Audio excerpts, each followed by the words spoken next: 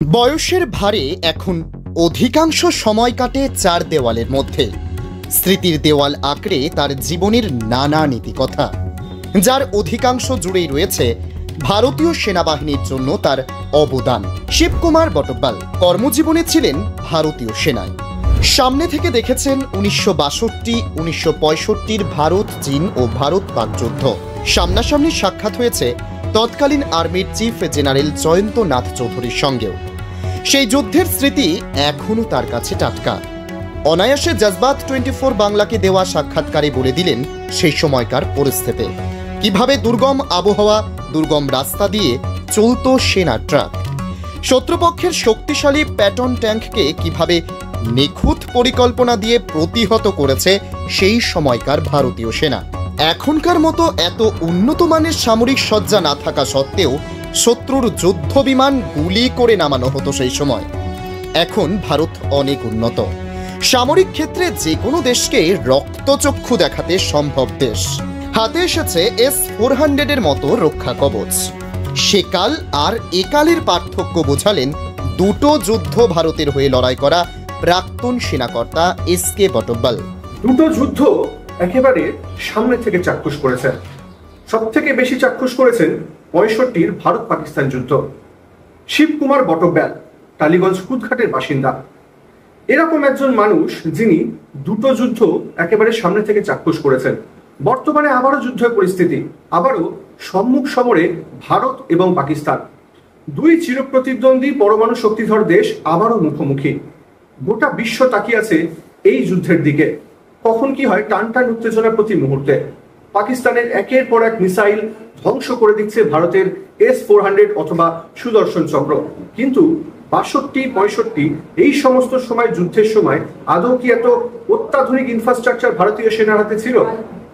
শিবকুমার বটব্যাল বলছেন যে সুদর্শন চক্রর কাজ এখন করছে S-400, সেই সময় গুলি করে ফ্লাইট নামানো হতো, যুদ্ধ বিমান বিপক্ষের গুলি করে নামানো হতো। এত অত্যাধুনিক টেকনোলজিও ছিল না তখন। এখন যে রাস্তা মসৃণ, যেখান থেকে অনায়াসে শত্রুপক্ষের ট্যাঙ্ক বা আমাদের ট্যাঙ্ক যাতায়াত করতে পারে, সেই সময় রাস্তাও ছিল হাঁটা পথ।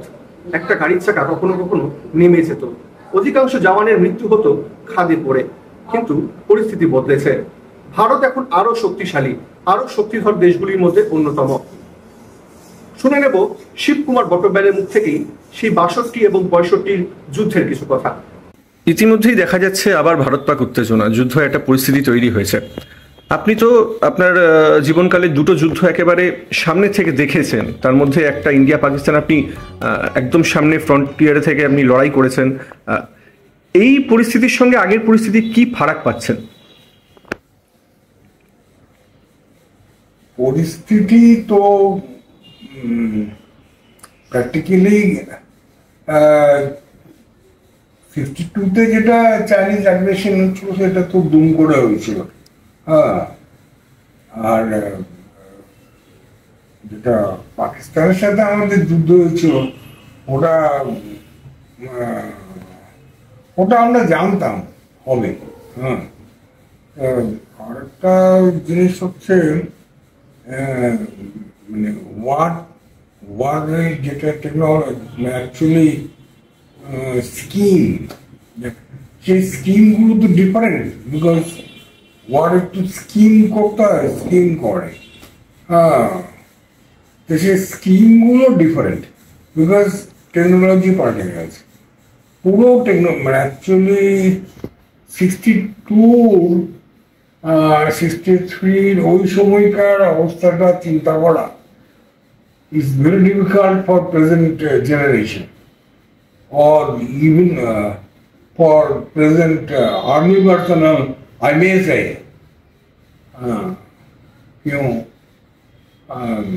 তখন কি ছিল, হিমালয়ের বা আমাদের যেটা এলওসি বা বর্ডারের সেগুলোর চেহারায় অন্যরকম ছিল, সেগুলো আরো ভয়ানক ছিল, ভয়ানক এবং দুর্গম। আসল কথা তো মেইন জিনিস হচ্ছে কমিউনিকেশন। আর আমাদের ম্যাক্সিমাম যেটা হচ্ছে পাকিস্তানের সাথে যেটা হচ্ছিল সেটা তো একটা সাইডে ডেজার্ট, আর একটা সাইডে আমাদের মোটামুটি কমফোর্টেবল জোন বলা যায়। কিন্তু ব্যাপারটা হচ্ছে ওরা ওই টাইমটা 65-এর ওয়ারে ওরা বেশ কিছু ইয়ে পেয়েছিল, ইকুইপমেন্ট পেয়েছিল ফ্রম আমেরিকা, খুব মডার্ন ইকুইপমেন্ট পেয়েছিল, লাইক যে তখনকার দিনে সেইগুলো তখন আমাদের কাছে অত ভারী ট্যাঙ্ক ছিল না, আমাদের ট্যাঙ্কগুলো ওদের প্যাটার্নের থেকে হালকা ট্যাঙ্ক ছিল। হ্যাঁ, কিন্তু তখন জেন চৌধুরী ছিল আমাদের জিওসিএন, এই না জিও ওয়াজ চিফ সিওসিএন, হ্যাঁ সিএনসি ছিল, আচ্ছা, চিফ অফ আর্মি স্টাফ। ওর কতগুলো প্ল্যানিং, ওর তো আমি নিজে আই ওয়াজ ফরচুনেট যে আমি জাস্ট এ গ্ল্যান্স দেখাও পেয়েছি, উনি আমাকে টাচও করেছিলেন। বিকজ একটা পিতারাগড় টু ধারচুলা, আমি তখন ওই সেক্টরে ছিলাম, পিতারাগড় টু ধারচুলা। আমি একটা পয়েন্টে সার্ভে করছিলাম আমার, খুব ডিফিকাল্ট পয়েন্ট, ওই জায়গাটা কি করা যেতে পারে এরকম একটা। তখন আমি কিন্তু ইয়েতে চলে এসেছি, ডিজিবিআরে, বর্ডার রোড অর্গানাইজেশন। তখন কমিউনিকেশন, তখন হচ্ছে কি ব্যাপারটা হচ্ছে ফ্লাইট, আমার আর্মি যে সেখানে যাবে 10,000 হোক, 20,000 হোক, 30,000 হোক, আমার যে ডিপ্লয়মেন্ট হবে তার জন্য যে রসদ পাঠানো, কমিউনিকেশন, বহু জিনিস দরকার। তখন তো কমিউনিকেশন সিস্টেম এত উন্নত ছিল না, না ইভেন আমাদের ওই ধরনের প্লেনই কম ছিল। আমরা যার জন্য তখন রাশিয়া খুব হেল্প করেছিল, রাশিয়া তখন আমাদেরকে সুপারসনিক কিছু প্লেন দিয়েছিল। সেই সুপারসনিকগুলো দিয়ে আমরা তখন সাপ্লাইটা মেনটেন, আর হাই অল্টিটিউড দিয়ে উঠতে হবে তো, প্লেনগুলো কিন্তু ভীষণ হাই অল্টিটিউড দিয়ে উঠতে হবে, কারণ হিমালয়ান রেঞ্জগুলো তো সব জায়গায় তো একই হাইট নয়, এবং অনেক সময় আমাকে ইয়ে করে যেতে হবে, মানে ঘুরে ঘুরে যেতে হবে, হয়তো গা ঘেসে যেতে হবে। ইয়ে চীনা খারাপ, ওদের জিনিস খারাপ, কিন্তু এটাও দেখতে হতো যে ওরা ঠিক মতো ইউজ করতে পারছে কিনা। প্র্যাকটিক্যালি আমার মনে হয় ওদের আর্মির মধ্যে, ওদের আর্মি অফিসার যারা আছে তারা কিন্তু আমাদের থেকে অনেক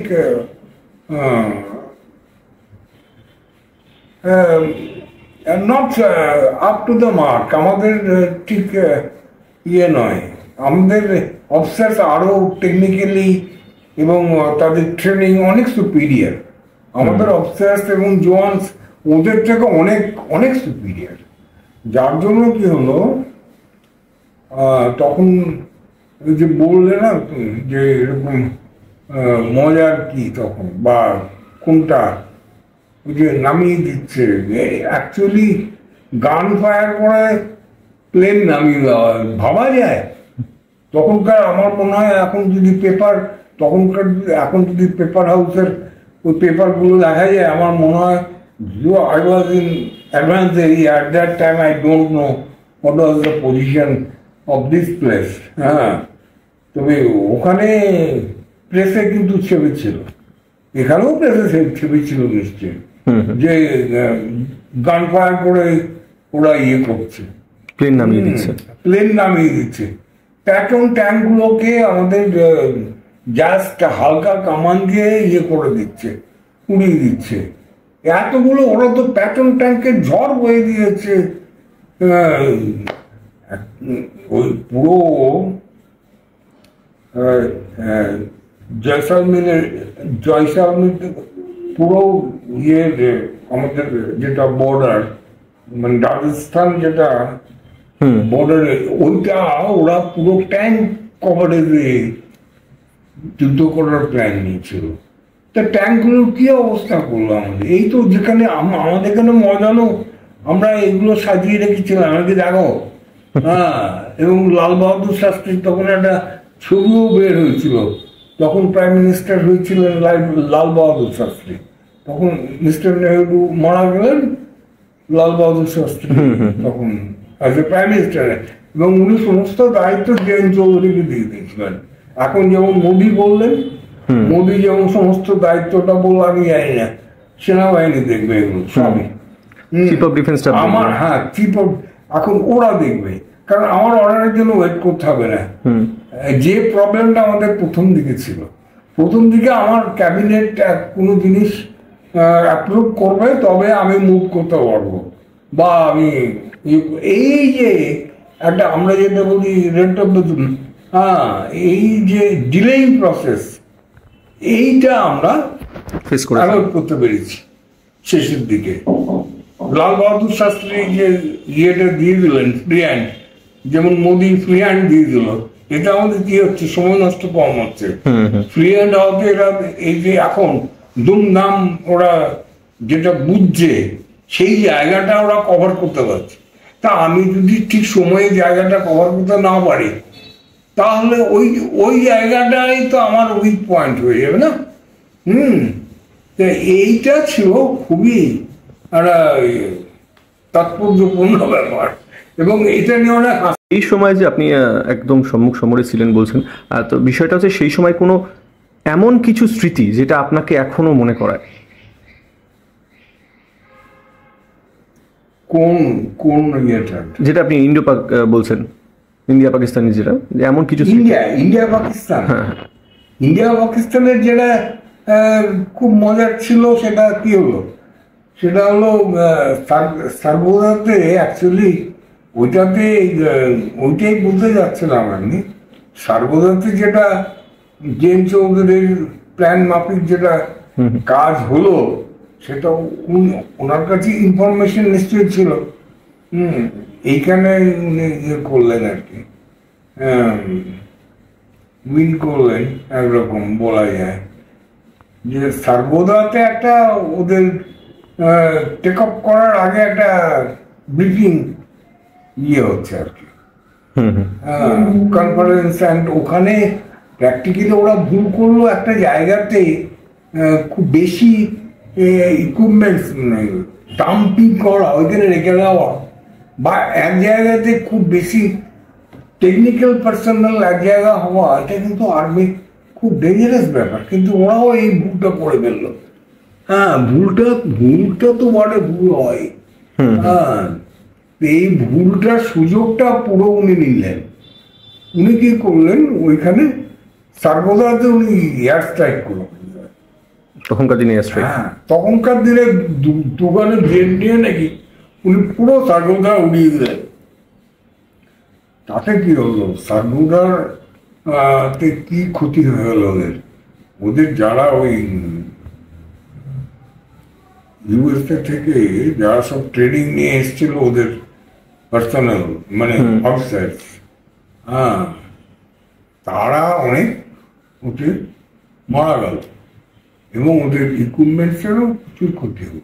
এয়ার স্ট্রাইকে প্রচুর ক্ষতি হলো। প্লাস যেটা বেশি ক্ষতি হলো, ওইগুলো অপারেট করার লোক মরে গেল না, বহু মেরে দিল। ওই যে কনফারেন্স বা ওদের টেক অফের আগে সবাইকে নিয়ে একটা ইয়ে করা আর কি, সবাইকে ডিমলিশ করা গেল, একটা লাস্ট ইয়ে করা সার্ভে, যাই হোক, ওইটাতে ওরা কি হলো, ওরা মানে যে টেকনোলজিটা ওরা পেয়েছিল, petrol tank, this and that, ওইগুলো ইউজ করতে পারলো না, মানে ব্যবহার করা। এখনো এই ওয়ার যেটা হচ্ছে, যে বর্তমান যে পরিস্থিতির সৃষ্টি হয়েছে, যেটা একটা দেখা যাচ্ছে ওরা লাগাতার শেলিং করছে, ড্রোন হামলা করছে, এই যে সুদর্শন চক্র যেটাকে আমরা S-400 বলছি, তা আপনাদের সময়কার কথা শোনাচ্ছিলেন যে গুলি করে প্লেন নামিয়ে দেওয়া হতো, তখন তো ড্রোন টোন হয়তো ছিল বলে আমার জানা নেই, হয়তো ছিল না। তো এই যে সুদর্শন চক্র এখন এত অ্যাডভান্স পরিস্থিতিতে আমরা, এইটাই তো ব্যাপারটা যে টেকনোলজি এমন জায়গায় গেছে যে এখন যারা যুদ্ধ করছেন বা যুদ্ধ বিষয়ক বা এই সমস্ত ইয়েটা আছে, তাদের সাথে তখনকার ভাবনা চিন্তা, তারা ওই টাইমটা ভাবতেই পারবেন না। আমাদের জিপের একটা চাকা রাস্তায় বাইরে থাকতো অনেক সময়, 3টে চাকাতেও জিপ চলতো, এবং তখন ম্যাক্সিমাম অ্যাক্সিডেন্ট হয়েছে আমাদের রাস্তা থেকে গাড়ি আমাদের খাদে পড়ে যাওয়া।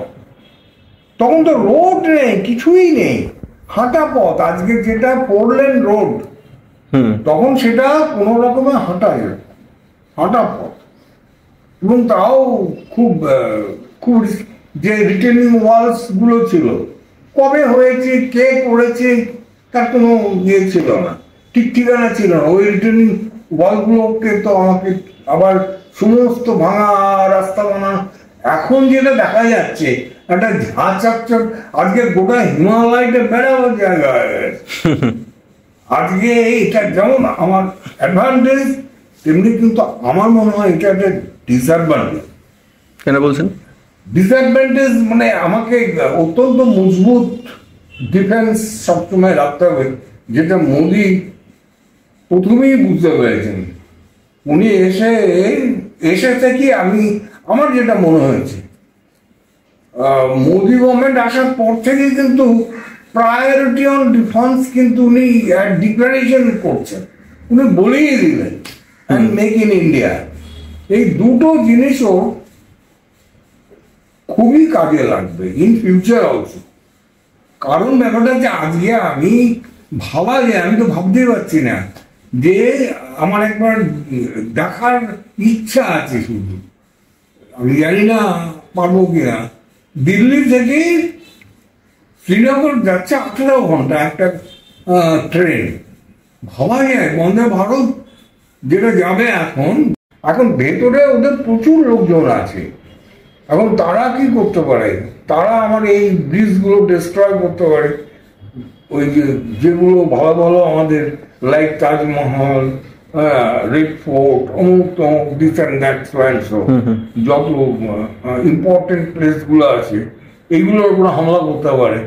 এগুলো তো মানে জাস্ট 4 জন মিলে একটা হামলা করতে পারে, 5 জন মিলে একটা হামলা করতে পারে। স্লিপার সেল বলছেন? স্লিপার সেল, এটা ওটা পুরো অ্যাক্টিভ করে দিয়েছে ওরা, এবং ওইটার উপর ওরা হাইলি ডিপেন্ডেন্ট এখন। হ্যাঁ, এবং ওইটা কি ভাবছে ত্রাণ কর, আমার তো মনে হয় ওইটার ওপরই ওরা ভাবছে এরাই আমাদের বাঁচাবে। মানে আর্মি দিয়ে হচ্ছে না, তার পেছনেই তো ওদেরকে ডাকছে এখন তো ওদেরকেই ডাকাডাকি হচ্ছে না। তাহলে এই যে আমি যেটা করলাম, এই যে কমিউনিকেশনটা এত ইজি করে দিলাম, আমি যদি সেই রকম মানে ওইগুলোকে প্রোটেকশনের ইয়েটা যদি ঠিক না রাখতে পারি, তাহলে কি হবে? আমার যদি কোনো রকম স্লিপ হয়ে যায়, বুমেরাং হয়ে যাবে, তারা পুরো দিল্লি চলে আসবে। হ্যাঁ, তারা শ্রীনগর থেকে দিল্লি চলে আসবে। তাহলে শ্রীনগরের প্রোটেকশন আজকে আমার কতটা বাড়ানো দরকার, আজকে জম্মুর প্রোটেকশন আমার কতটা বাড়ানো দরকার। পয়েলগাঁও, এটা তো আমাকে মানতেই হবে, আমাকে তো এটা মানতেই হবে, আমাকে এটা বলতেও হবে, কোনো উপায় নেই। পয়েলগাঁও, এই যেসব জায়গায় এখন অ্যাটাকগুলো হয়ে যাচ্ছে, সেখানে আমাকে আরো সতর্ক থাকা উচিত ছিল। ঘুরে দেখি আমার তো মাথা খারাপ হয়ে গেছে। সিএনসি দাঁড়িয়ে কোনো মেসেজ নেই, কোথাও ইয়ে নেই। প্র্যাকটিক্যালি উনি দুম করে মানে সাডেন একটা ইয়েতে চলে এসছেন। হ্যাঁ, প্র্যাকটিক্যাল ওয়ার্ক স্কিম করতে গেলে সবসময় তো আর ও ঘরে বসে পড়তো না, মানে জিনিয়াস পার্সোনালিটি। উনি অন রোড, মানে অন গ্রাউন্ড, আমরা জিরো গ্রাউন্ড জায়গায় এখন বলছি, জিরো গ্রাউন্ডে উনি এসে ইয়ে করছেন, নিজে দেখছেন। ইভেন কনভয় শুধু দূরে রেখেছে, সে একা পায়ে হেঁটে আসছে, একা পায়ে হেঁটে এসে জায়গাগুলো সার্ভে নিজে করতে চাচ্ছে। তারপরে নিজের ভাবনা চিন্তা মনে হচ্ছে আমার, আদারওয়াইজ একা, মানে সিএনজি একা আসছে, ভাবা যায় না। উনি যেটুকু জানতে চাইলেন যে আমি কি করছি এখানে। হ্যাঁ, কারণ ব্যাপারটা হচ্ছে ওখানে তো অন রোডস বা সবসময় তো আর্মি হাঁটছে বা পার্সোনাল মানে অফিসার্স ঘুরে বেড়াচ্ছে এরকম নয় তো, কাজে আমাকে তো থাকতে হবে। তাহলে উনি বুঝলেন যে এখানে এসছি কোনো মানে হিমালয়ান তখন তো মনে হচ্ছে একটা ফাঁকা জায়গা। হ্যাঁ। জলপাই 24 বাংলার জন্য শঙ্কর মুখোপাধ্যায়, কলকাতা।